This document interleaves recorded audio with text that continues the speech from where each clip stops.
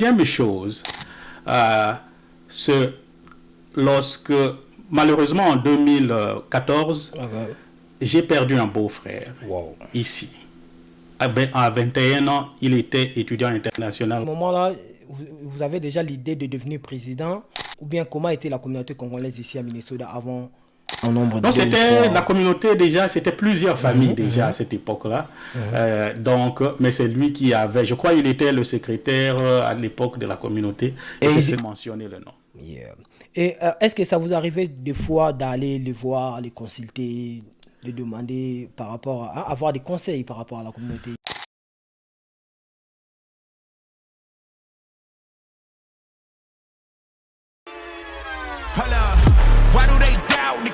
Artlist.io. I got a low tolerance, cause they don't even know what the problem is. It's me. You waiting on the boy to fail, then hold your breath and face your death. Cause you play a roulette with each step I approach. Bonjour chers internautes, bienvenue encore dans notre podcast 5 Minute Talk with the one and only. Aujourd'hui nous avons un réel plaisir, moi personnellement, et vous je pense aussi, de recevoir l'homme, le président de notre communauté congolaise ici à Minnesota. On a eu à chercher, à trouver le temps pour organiser cette podcast. Et aujourd'hui, nous voici devant vous. Et bonjour, monsieur le président. Bonjour et merci beaucoup. Merci de m'avoir accueilli dans votre podcast. C'est un réel plaisir de venir ici parce qu'évidemment, comme Lumumba l'a dit autrefois, que nous devons commencer à dire notre propre histoire. Nous devons la raconter. Et ce podcast nous offre justement cette opportunité, non simplement de parler à la communauté congolaise de Minnesota, mais aussi de manière élargie à la communauté congolaise des États-Unis, surtout aux jeunes, mais aussi aux Congolais qui vont nous écouter ou nous suivre à partir du pays, parce qu'il est quand même important qu'on le fasse. Yeah. Merci. Président, merci beaucoup. Merci de nous honorer aujourd'hui. Et si vous pouvez vous présenter aujourd'hui devant les gens qui ne vous connaissent pas, comment vous pouvez le faire en un mot?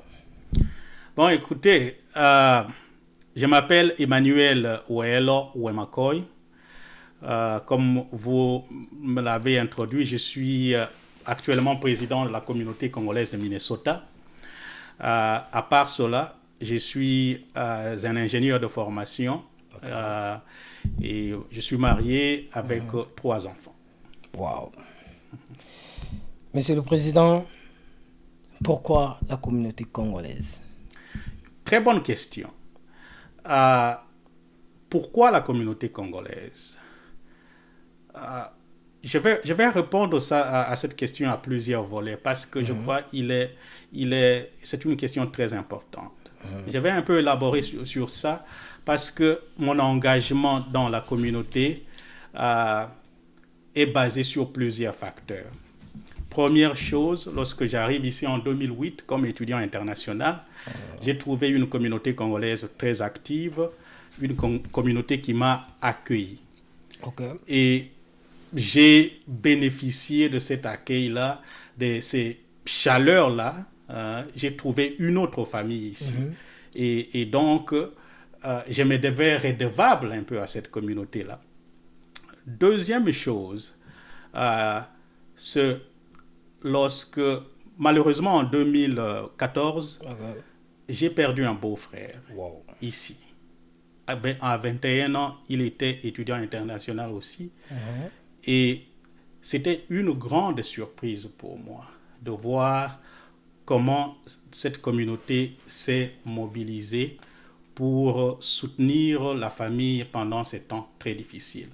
Donc, c'est quelque chose qui me reste et restera vraiment gravé dans ma mémoire. Et je peux vous le dire, que j'avais pris l'engagement à partir de ce jour-là, sur la liste des gens qui avaient contribué, que celui qui avait donné plus d'argent dans cette liste-là, c'est ça ce que moi j'ai dit à partir de ce jour-là, que s'il y a deuil ici à Minnesota, c'est ça ce que moi je vais donner. Parce que ça a été quand même très significatif et de manière vraiment inattendue, c'est que la communauté avait fait pour moi. Troisième chose, c'est que il y a 2 ans, je me retrouvais à Maryland et chez un ami camerounais. Et il y avait une réunion des Camerounais dans sa maison. Au moment où j'étais en train de travailler, je les ai attendus parler. Okay. Et ils parlaient de quoi? Ils disaient que, bon, ils avaient plus de 500 000 $ en compte à banque et ils étaient en train de délibérer sur les gens de leur communauté qui avaient appliqué pour avoir de l'argent pour acheter des maisons. Okay. Donc, les déposites. Au lieu d'aller à la banque, les gens viennent dans la communauté prendre l'argent pour acheter des maisons, acheter des voitures. Donc, j'ai été tellement inspiré que je me suis dit, bon, je vais quand même faire quelque chose. Et ça, c'était en quelle année? Et ça, c'est en 2022. En 2022. Oui, oui. Alors, finalement, je me suis dit que non, pourquoi pas? Beaucoup de communautés s'organisent, sont très, très bien structurées. Pourquoi pas nous, les Congolais? Il est possible. Je crois vraiment fermement que nous allons y arriver. Et à ce moment-là, vous avez déjà l'idée de devenir président? Ou bien comment était la communauté congolaise ici à Minnesota avant? J'avais pas vraiment l'idée. Pourquoi? Je vais vous dire donc un petite anecdote. Lorsque cette communauté se divise en 2012, j'étais une des personnes qui avait fait tout pour que cela n'arrive pas. Et cela m'avait causé certains ennuis avec d'autres personnes parce que lorsqu'il y avait la réunion qui s'est tenue pour organiser les élections, pour se débarrasser du président qui était fin mandat, je suis allé là-bas pour dire que non, écoutez, ne faites pas ceci. Dans quelques semaines, il va organiser les élections. Ça va diviser la communauté. Mais malheureusement, les gens ne m'ont pas écouté et c'est ça ce qui est arrivé. Et la communauté a connu vraiment des temps très, très, très difficiles. Donc, et même à ce moment ici où nous sommes, je crois que, comme on le dit en anglais, we are still recovering. Parce que c'était quand même un choc. Les gens peut-être ne réalisent pas, on peut détruire facilement et ça prend beaucoup de temps pour construire. Parce qu'on était les gens d'une même famille et subitement les gens ne se parlaient plus, ne se saluaient plus. Et ça a pris plus de 5 ans ou 7 ans pour que on colmate ces brèches-là. Et même jusqu'à ce jour, il y a des gens qui sont complètement désintéressés, qui vivent encore en dehors de la communauté, justement à cause de ce qui est arrivé. Et si je peux vous demander cette question, c'était quoi la cause? Bon, je crois que c'était une histoire qui était personnelle à ces présidents-là, qui étaient là à cette époque-là, et certaines personnes ont pensé que c'était une histoire de la communauté parce que il était le président de la communauté. D'autres personnes avaient pensé comme moi que ça c'était personnel à lui, que c'est sa vie privée avec sa famille. La communauté ne pouvait pas intervenir. Et bon, c'est ça ce qui est arrivé. Et maintenant, je crois que nous regardons vers l'avant avec la contribution de tout le monde et je crois fermement qu'on va y arriver. Wow. Et c'est quand la communauté congolaise a été créée ici à Minnesota? La communauté congolaise a été créée officiellement en 2002. Donc, c'est depuis 2002 que cette communauté a été créée. Et j'aimerais faire un shout-out au grand frère Nico Yatamboe, parce c'est lui qui avait enregistré la communauté à l'État de Minnesota en 2002. Et lui seul, ils étaient en nombre de... Non, c'était la communauté déjà, c'était plusieurs familles déjà à cette époque-là. Donc, mais c'est lui qui avait, je crois il était le secrétaire à l'époque de la communauté. Et il était parmi les fondateurs? Oui, il était parmi les fondateurs. Et beaucoup de gens, de fondateurs sont en vie et sont encore aux alentours ici. Oui. Avant juste de commencer, j'aimerais dire à propos du Day qu'on a, Oui, oui. Et si vous avez un mot à adresser aux populations congolaises ici à Minnesota et à la famille biologique du garçon qui vient perdre sa vie. Merci beaucoup pour cette opportunité-là, parce que je voulais absolument en parler. Premièrement, j'aimerais encore une fois adresser mes condoléances à la famille de notre cher petit frère ou enfant.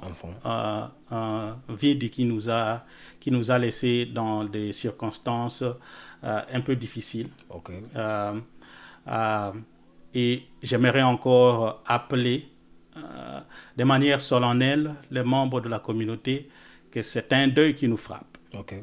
Et donc, chacun à son niveau doit faire quelque chose. L'enterrement, c'est le mercredi prochain. Mais avant l'enterrement, la famille a besoin de notre soutien. Okay. Ce soutien-là peut être un soutien financier, donc, et puis un soutien matériel. Mais aussi votre présence physique. Passer à la maison, donc voir la famille, et surtout la maman qui est vraiment affectée. Nous savons que cette maman-là, il n'y a pas plus de 2 ans, elle a perdu son mari, qui était Papa Désiré, qui était un membre de la communauté. Donc, il était actif à l'époque. Donc, il faudrait vraiment que l'on puisse faire tout pour soutenir cette famille. Okay. Autre chose que j'aimerais relever sur ce point-là, parce que ce n'est pas le premier deuil ou le premier mort cette année dans la communauté africaine en général. Donc, nous avions perdu à Champlain donc un enfant libérien qui avait été assassiné. Jusqu'à ce jour-là, on n'a pas encore trouvé ce qui s'est passé. Il y a aussi un enfant nigérian qui a été qui a perdu sa vie aussi dans des circonstances aussi floues comme ça. Et donc, j'aimerais appeler les parents. Nous qui sommes parents, j'aimerais à ce qu'on se rende compte non simplement du danger qu'il y a dans l'environnement où nous vivons, mais aussi les dangers des médias sociaux. Okay. Parce que dans presque tout ce cas-là, l'enfant sort de la maison, il va aller rencontrer ses amis, et puis l'enfant ne rentre pas. Donc, on doit vraiment faire attention et faire un suivi sur ce que nos enfants sont en train de faire dans les réseaux sociaux. Okay. On ne sait pas qui ils sont en train de rencontrer et les gens peuvent facilement avoir une certaine influence sur les enfants au point de le faire sortir de leur maison, parfois à des heures tardives. Et on assiste à des circonstances telles que nous l'avons connu il y a 2 semaines, ce qui est vraiment malheureux. Donc, j'aimerais encore une fois marteler, parents, faites attention à ce que vos enfants sont en train de faire sur les réseaux sociaux. Il faut avoir un certain contrôle sur ce qui se passe, sur ce qu'ils font dans leur téléphone, parce qu'il y a beaucoup de conséquences. Vous avez attendu peut-être que la Norvège a décidé d'enlever les ordinateurs, les téléphones et consorts des écoles, parce qu'ils ont vu les conséquences négatives, non simplement les dangers que ça peut avoir, comme nous venons de le décrire ici, mais aussi l'impact sur leur manière d'apprendre et de parler. Donc, faisons très attention avec les réseaux sociaux, non simplement les enfants, mais même nous-mêmes. Nous utilisons beaucoup plus nos téléphones que de converser et faire d'autres choses, socialize, comme on le dit en anglais.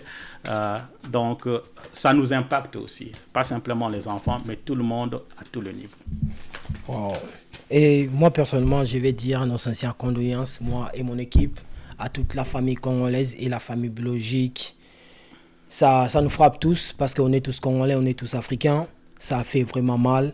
Et je vais toutefois dire comment les programmes de funérailles et tout, je vais mettre ça au lieu de description, parce que les gens peut-être, il y a certaines personnes qui ne sont pas dans le groupe. Exactement. Ils peuvent voir la vidéo et aller dans les bandes de description pour voir toutes les informations. Merci beaucoup, merci. Yeah.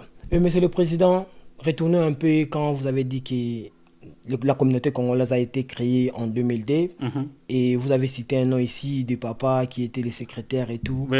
Et Nico Yatamboy. est-ce que vous savez 2 ou 3 fondateurs à part lui? Oui, à part les grands frères Nico Yatamboy, il y a papa Alphonse Lohesse aussi qui était un de fondateurs. Il y a papa Albert Niemboé. Il y a tant d'autres. Mais je vous dis, ce 3-là, ce sont quand même des piliers de cette communauté. Et je m'excuse pour ceux dont je n'ai pas mentionné le nom. Yeah. Et est-ce que ça vous arrivait des fois d'aller les voir, les consulter, de demander par rapport à avoir des conseils par rapport à la communauté?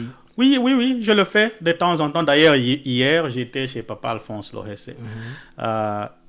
J'aime les consulter parce qu'ils savent beaucoup de choses. Et je sais que c'est une charge que je ne peux pas porter seul. Donc, ce sont des gens, non simplement les gens dont j'ai cité les noms, mais je consulte tout le monde, je visite beaucoup de gens parce que c'est l'unique manière de savoir réellement ce qui se passe dans la communauté et savoir aider les gens. Donc, notre objectif, mon comité, est d'aider cette communauté, de faire tout pour que nous puissions aller de l'avant. Il y a évidemment beaucoup de projets qu'on a planifiés à faire. Je crois qu'on aura le temps d'élaborer beaucoup plus sur ça. Oui. Yeah. Et avant de devenir président, vous étiez un membre simple comme moi. Et vous avez vécu tant de choses peut-être à la communauté congolaise que vous disiez, quand je vais devenir président, je vais faire ceci, je vais faire cela. Et quelles sont les difficultés? Est-ce que vous êtes déjà arrivé à faire 1 ou 2, à résoudre les problèmes, certains problèmes? Bon, oui, c'est vrai que j'avais identifié beaucoup de problèmes. Et je crois le premier qui m'est à cœur, c'est la réussite de Congolais ici à Minnesota et aux États-Unis en général. Ce pays est un pays d'opportunités et beaucoup d'opportunités. Et moi, ça m'interpelle beaucoup.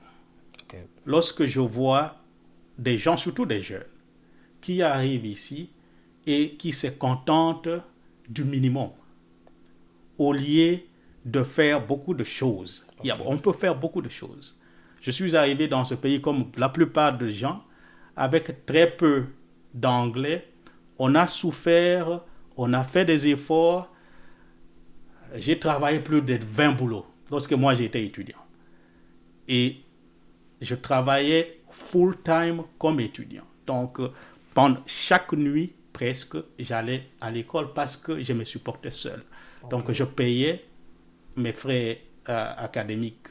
Donc, je sais ce que ça fait, cette souffrance-là, surtout avec les hivers ici. Parfois, avec les agences, à l'époque où vous allez, on vous appelle, vous allez, mais on vous renvoie, on vous dit vous n'avez pas de boulot. Donc, c'est arrivé à plusieurs reprises. J'ai travaillé dans différents endroits. Et ça, ce n'est pas des boulots qui payent $10, $20. À l'époque, c'était $7 l'heure, donc le minimum wage.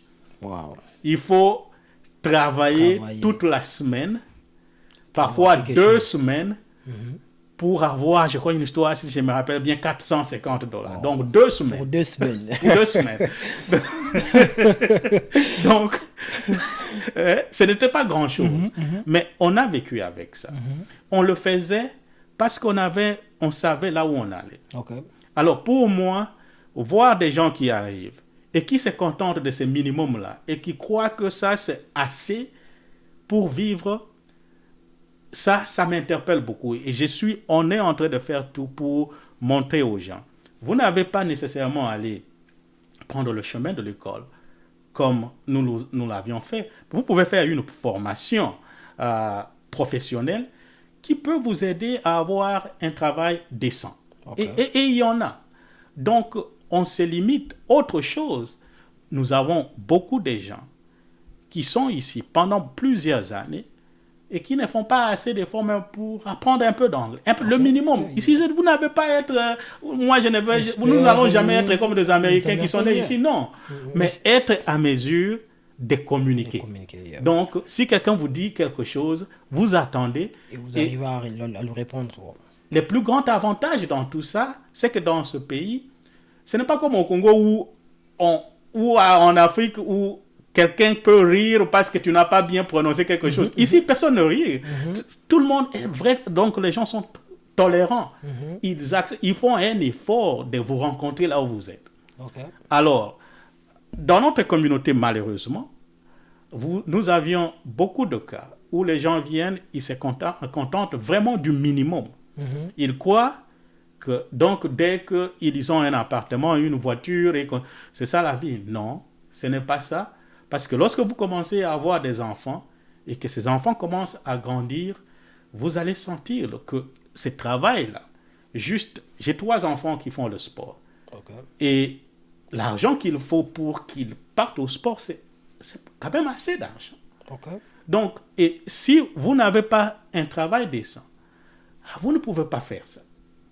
Et ça fait à ce que, non simplement nous qui sommes venus, qui avons souffert, nos enfants aussi, au lieu qu'ils soient au même niveau que les enfants d'autres immigrants ou les enfants des Américains, ils se contentent aussi du minimum. Et je peux vous dire qu'il y a des cas où des enfants qui sont nés ici, qui travaillent aussi dans des petits boulots comme nous on le faisait, nous les parents. Et ça, ce n'est pas quand même bon, non simplement pour nous-mêmes, les parents, mais pour les enfants et leur avenir. Donc, il faudrait qu'on puisse casser ces cercles-là. Il faudrait qu'on puisse faire des choses pour qu'on puisse booster le moral de nos enfants et même des parents aussi. Moi, j'ai un exemple que je vais donner ici. Papa Oscar Mutombo, qui est donc un membre de notre communauté. Papa Oscar était docteur, mais il est venu ici à son âge avec des enfants. Il a recommencé les études à zéro pour faire les computer science. Et il a un travail décent. Donc, l'âge, comme on le dit en anglais, age is just a number. Donc, même à 65 ans, on peut retourner faire quelque chose pour son propre bien-être et le bien-être des gens aux alentours de soi. Donc, il y a beaucoup d'histoires, non simplement lui-même, il y a beaucoup d'histoires comme ça ici. Donc, pour les gens qui viennent, j'aimerais m'adresser encore une fois à vous qui vous sentez parfois, qui croyez que ce que vous avez maintenant, c'est des minimums, c'est déjà assez. Non, ce n'est pas le cas. Même des milliardaires ou des millionnaires font un effort pour devenir milliardaires. Donc, il y a toujours quelque chose de mieux qu'on peut faire. Donc, mon message pour la communauté congolaise de Minnesota et au-delà, c'est un message, je vous demande simplement de vous appliquer, de faire mieux. Ce pays est un pays d'opportunités. Je ne vais pas parler de moi-même ici, mais j'essaie un peu ce que je suis en train de dire. Parce que je suis venu ici, je n'avais rien, mais comme avec mes efforts et ce que je suis en train de faire, je peux dire comme la plupart des gens que je vis l'American Dream. Donc, l'American Dream is possible. Wow. Mais quelles sont les mesures en place que vous avez mis aux gens qui sont ici ou aux nouveaux venus de faire l'intégration, comme vous le dites, aller à l'école, apprendre l'anglais ou aller prendre des formations? Quelles sont les mesures que vous avez mis en place pour aider tous ces gens-là? La première chose, c'est que nous avions commencé avec les formations professionnelles et jusque ça continue, c'est ongoing. Et ça s'applique aux gens qui sont venus ici comme des réfugiés. Donc, nous travaillons avec une ONG pour organiser des formations de CNA. donc des nursing aides. Ok. Donc, ça, c'est hommes, femmes, enfants. Lorsque vous avez plus de 18 ans, oui, vous pouvez faire cette formation-là. Et cette formation-là est complètement free. Donc, se payer par l'État de Minnesota. Non Et simplement la formation. Au niveau du test, parce qu'il y a un test qu'ils font après. Oui. Non simplement, j'y arrive. Non simplement que l'on paye pour vos études, on paye aussi pour les tuteurs, donc des gens qui peuvent vous assister à mieux comprendre. On a eu des gens qui parlent, des tuteurs qui parlent le Swahili, par exemple, pour assister des gens à comprendre bien la matière. Mais aussi, si vous n'avez pas de moyens de transport, on paye le transport pour vous. Et si vous avez des enfants, parce qu'il y a certaines personnes disent qu'ils ont des enfants, ils ne savent pas là où laisser les enfants pour aller à la formation, on paye le daycare aussi. Au moment où vous allez étudier, vous pouvez aller déposer les enfants quelque part où ça sert. Donc, il n'y a pas vraiment d'excuse. La différence, c'est quoi? Au lieu de travailler dans un endroit où on vous paye 15 $ l'heure, vous pouvez, lorsque vous avez votre CNA, je crois le minimum, ça commence déjà à 22, 23 $. Il y en a qui gagnent jusqu'à 30 $ l'heure, ou même plus. Donc, c'est une différence. Ça fait vraiment une différence. Et chaque année, petit à petit, le salaire augmente. Un autre avantage, c'est que ce n'est pas un travail aussi physique que travailler dans une usine, par exemple. Donc, où tout le temps, vous êtes en train de soulever les choses. Ça, vous avez le temps, aussi longtemps que vous avez, par exemple, donné des médicaments aux patients ou leur donner la nourriture ou s'occuper d'eux, vous avez de temps en temps des moments de repos. Mais lorsque vous êtes, comme moi, nous on le faisait à l'usine, vous avez des breaks de 15 minutes. Donc vous allez, vous et la machine, c'est l'homme et la machine. Vous travaillez au plus de 3 heures du temps pour aller se reposer 15 minutes. Exactement. Donc, oui, c'est un peu ça. Donc ça, c'est la première chose qu'on est en train de faire. Deuxième chose, c'est pour le jeune. On a organisé des formations pour éduquer nos jeunes enfants, les adolescents surtout. Parce que selon les statistiques de l'État de Minnesota, il y a beaucoup de grossesses non planifiées et des maladies sexuellement transmissibles au niveau de nos enfants, des adolescents, des Africains. Donc les highest level. Alors, nous sommes en train de former nos enfants, donc on prend des professionnels pour leur parler, parce que parfois, nous, les Africains, ce sont des sujets pour lesquels on a beaucoup d'hésitation à aborder avec les enfants. Lorsqu'on parle de la sexualité, c'est un peu difficile. Donc, on prend des professionnels pour venir leur parler. On amène les garçons et les filles, on le sépare. Il y a une dame qui parle aux filles, un homme qui parle aux garçons et leur parle de manière très, très professionnelle pour les renseigner. J'ai eu beaucoup de positifs feedback de ce qu'on a fait. Beaucoup d'enfants ont réclamé encore que l'on fasse ça, et nous sommes en train de prévoir d'avoir une autre session, si pas ici en mai, ça sera en juin. Okay. Oui. Yeah. Et autre chose qu'il faut mentionner, c'est l'éducation financière. Okay. Nous avions organisé 2 sessions déjà. Parce que notre objectif, c'est quoi? Nous aimerions qu'on ait assez de gens qui gagnent assez d'argent. Okay. Parce qu'aussi longtemps que... Vous voyez, même les contributions, les 20 $...